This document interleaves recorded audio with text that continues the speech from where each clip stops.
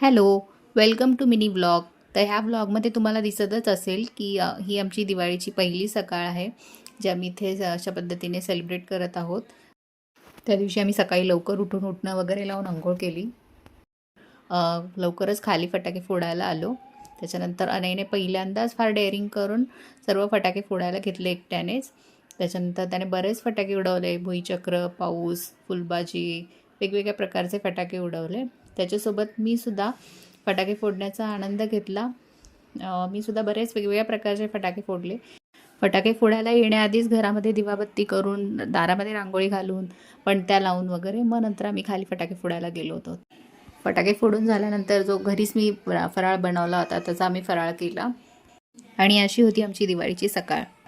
त्यानंतर संध्याकाळी लक्ष्मीपूजनाची तयारी करायची होती. सर्वात पहिले दारात रांगोळी घालायची होती.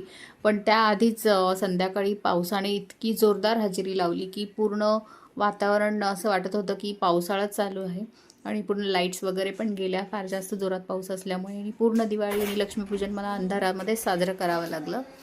लाईट गेलेली असल्यामुळे मोबाईलच्या टॉर्चमध्येच सर्व पूजेची मांडामांड करावी लागत होती.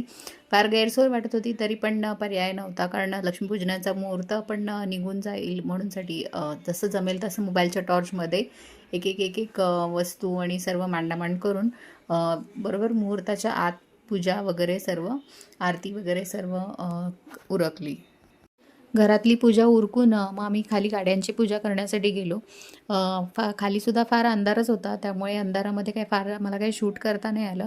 पण जे फटाके वगैरे उडवले त्याचं मी शूट घेतलं.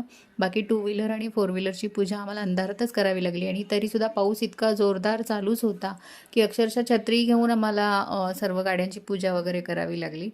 आणि त्यानंतर इथे थोडंसं पॅसेजमध्ये लाईट होती खाली, तिथेच मग आम्ही फटाके फोडायला सुरुवात केली. तर कसा वाटला हा ब्लॉग मला कमेंट करून नक्की सांगा आणि व्हिडिओ आवडला असेल तर लाईक आणि सबस्क्राईब नक्की करा.